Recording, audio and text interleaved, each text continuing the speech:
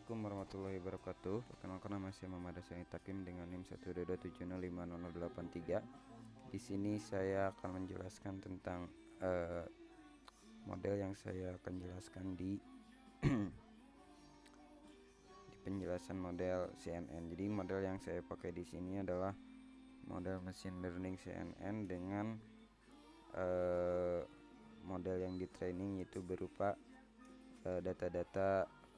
dataset braille, huruf-huruf braille, sehingga nanti diharapkan model ini dapat mempelajari huruf-huruf braille yang di-provide ke modelnya.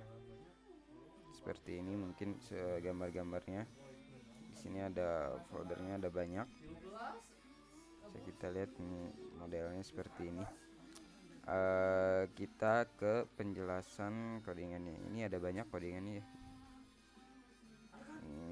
Di IPNB. Nah, codingan ini sudah dijalankan sebelumnya dan sudah diupload. Kita mulai terlebih dahulu dengan dependensi yang akan kita gunakan dalam codingan ini. Yang pertama, dependensi yang kita gunakan adalah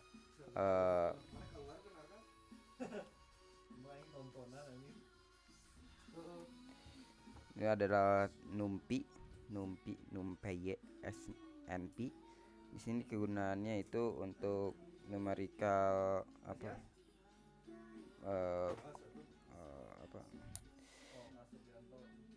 aplikasi-aplikasi numerical untuk penggunaan numerik.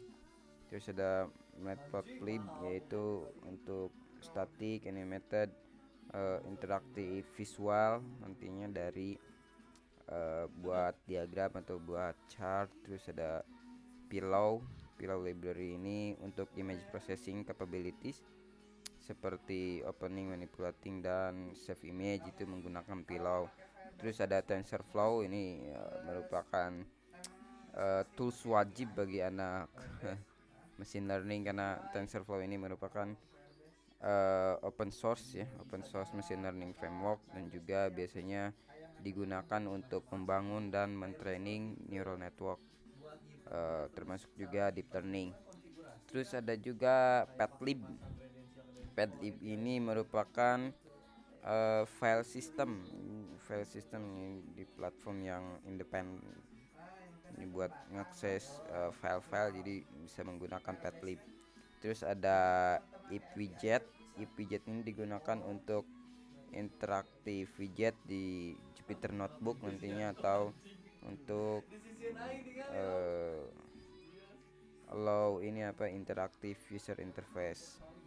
Terus ada Python display, ini digunakannya untuk display berbagai output seperti gambar, HTML, atau custom display. Terus ada image generator, ini Keras juga banyak digunakan. Terus ada dari Keras ini model util, ada yang sequential, ada kategorikal. Terus ada cov-n2, max polling, ada flatten, ada dense, ada dropout. Ini merupakan library dari Keras yang akan kita gunakan di di codingan ini, di model CNN yang kali ini. Nah, kita inisialisasi dulu Braille yang akan kita gunakan, datasetnya diambil dari mana. Ini diinisialisasi itu dengan Braille image folder sama dengan Braille dataset. Jadi dia itu akan merefer ke folder yang tadi dibuka. Terus selanjutnya ini hanya perbedaan ini aja, jadi diinisialisasi lagi di image directory, terus image disk. Terus ada count image jadi dia itu akan gunanya untuk apa, yaitu di sini nanti dia akan ngeprint gambar-gambar yang akan kita training gitu. Ya, di image open, image pad, terus di subplot. Nanti dia akan di resize dulu, figure fix size-nya itu di 10 x 10 inci, jadi image count-nya. Nah, setelah itu dia akan dideteksi image dimensinya ke menggunakan pre-processing image dari Keras. Dengan tadi parameternya itu image to array image. Itu. Jadi dengan nama variabelnya itu sample array. Nah, nanti di sample array ini dia akan mengenerate array 25 25 5 25. Dia itu akan apa tadi? Dia menetapkan jumlahnya itu di sini. Nah, jadi ukuran gambarnya itu menjadi 225 225. Terus sebelum kita proses gambarnya, maka di sini ada preprocessing gambar, yaitu preprocessing gambar gunanya agar gambar yang masuk ke model itu semuanya sama. Itu diinisialisasi di sini. Di image resize, image height-nya nanti ditentukan per 25,50. Terus di convert semua gambar yang akan kita proses menjadi array. Jadi kita inisialisasi dulu wadahnya itu berupa data dan label, lalu kita looping, lalu dimasukin aja gitu. Nanti np array data, np label, np array label. Jadi setelah data yang di sini diinisialisasi lalu diproses di sini menggunakan for loop di image ini pre-process image, lalu di label itu cuman di image path stem. Dataset yang kita gunakan pada pada model yang kita training pada kali ini merupakan dataset yang sudah ada labelnya, maka dia hanya perlu memanggil labelnya saja, lalu dia nanti akan disimpan di sini. Terus kita selanjutnya yaitu split split dataset. Nah, untuk split dataset ini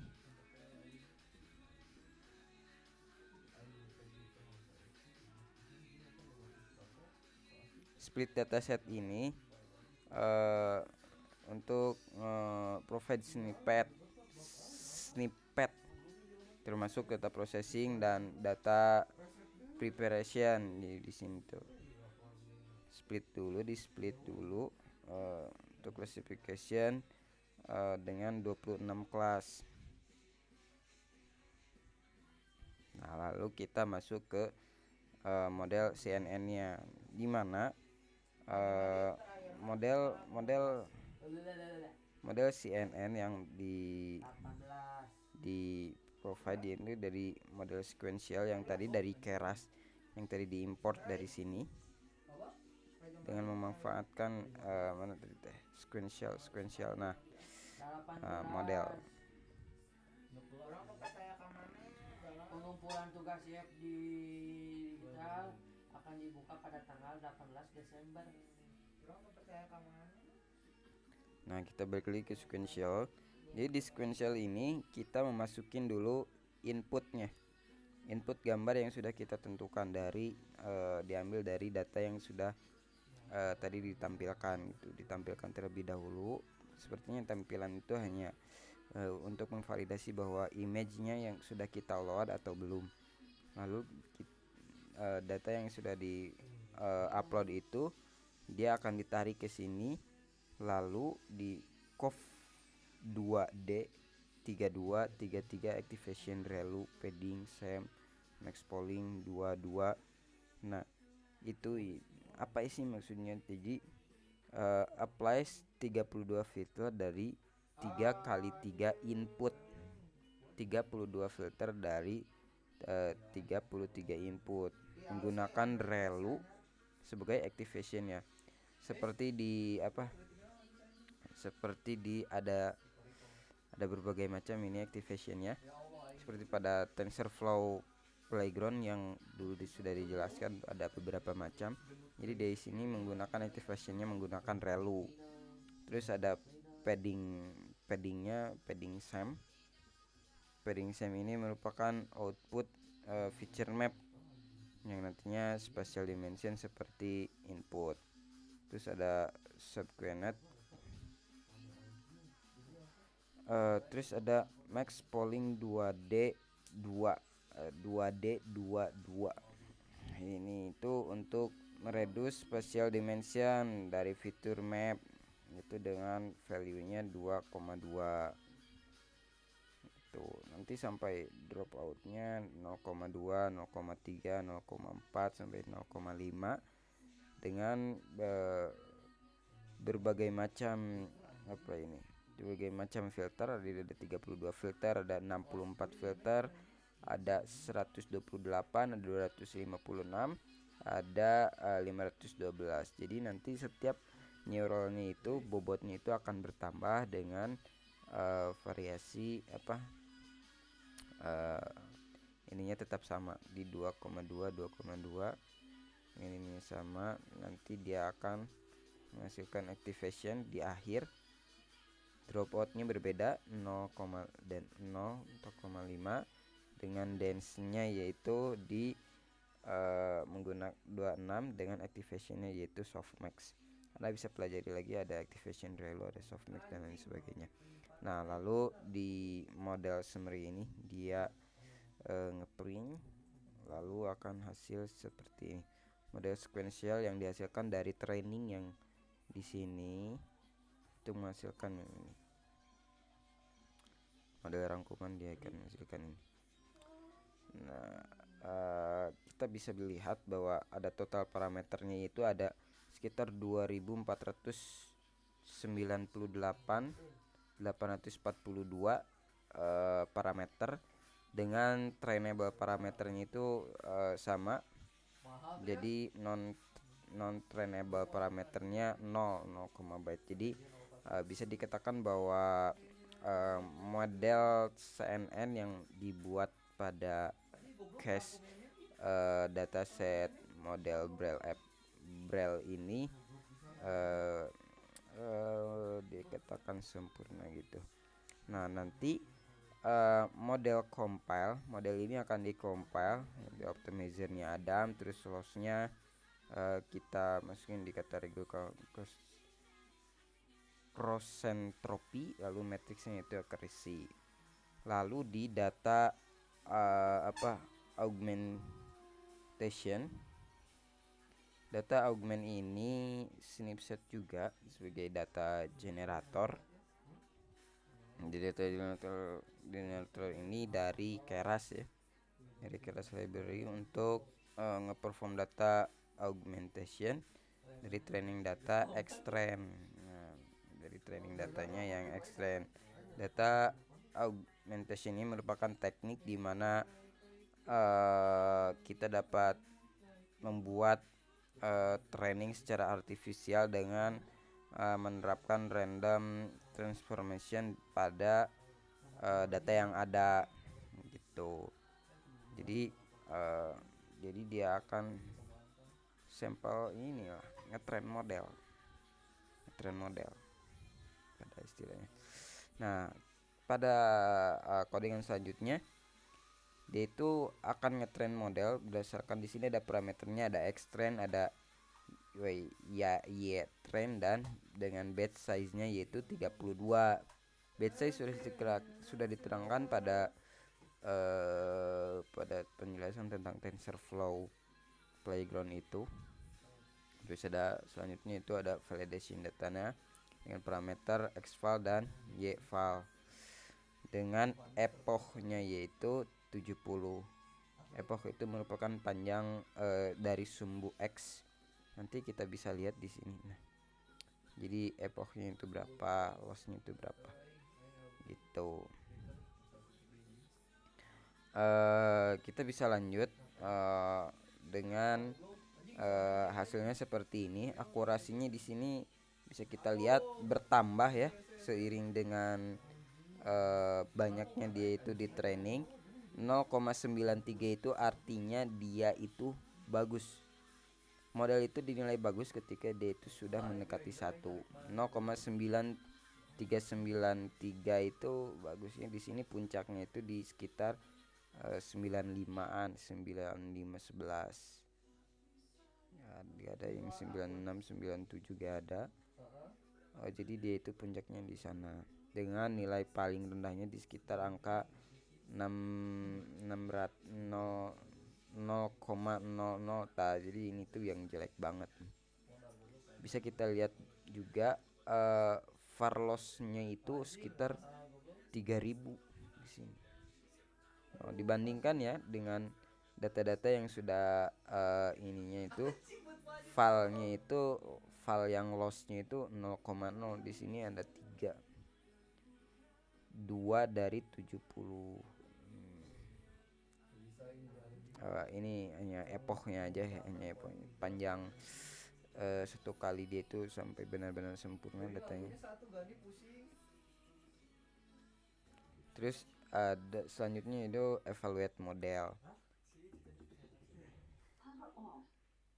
Variasi model, ini modelnya itu dievaluate dengan parameter x-val dan y-val. Terus kalkulasinya dikali 100 dikali 2ff itu sekitar ribuan kalau nggak salah, ribuan persen gitu. Nanti hasilnya seperti ini, val akurasi dan val loss dan val akurasi, terus di evaluate. Terus di selanjutnya itu prediction function. Prediction function ini merupakan kumpulan dari semua function-function yang tadi disatukan di function predict.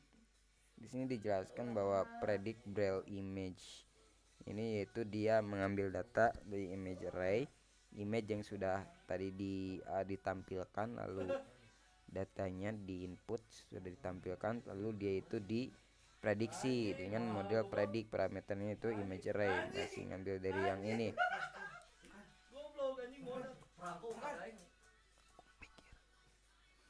Selanjutnya yaitu ada class index. Nah, index ini merupakan dari arithmetic prediction, lalu class indexnya juga, terus di return. Ini tampilan gambar-gambarnya yang sudah di training.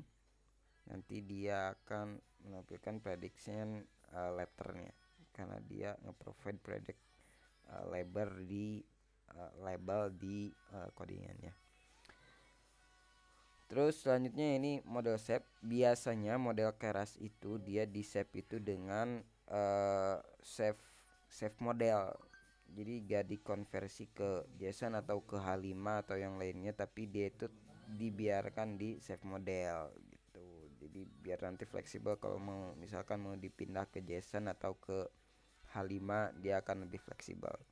Kalau model JSON-nya itu seperti ini bentukannya, ya bentuknya kurang lebih seperti ini, tergantung model yang kita training akan seperti apa, tetapi berdasarkan kalkulasi tersebut dia akan menghasilkan codingan seperti ini file JSON-nya.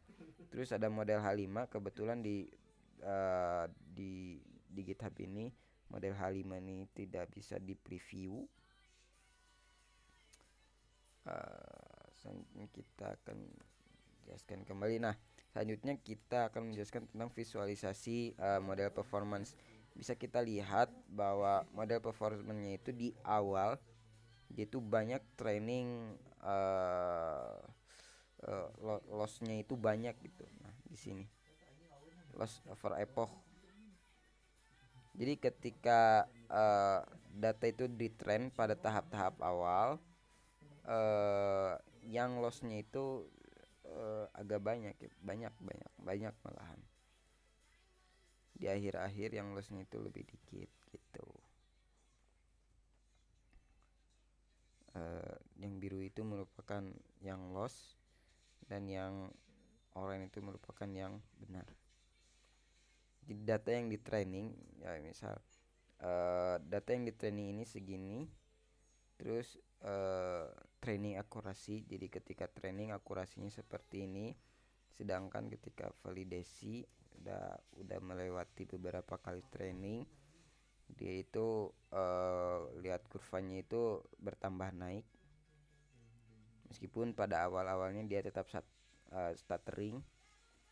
Jadi model itu masih berpikir ini huruf apa atau huruf apa gitu. Mungkin itu yang bisa saya sampaikan di penjelasan tentang model CNN. Pada kasus ini merupakan kasus model Braille dengan data yang sudah ada labelnya. Mungkin sekian, kurang lebihnya mohon maaf. Assalamualaikum warahmatullahi wabarakatuh.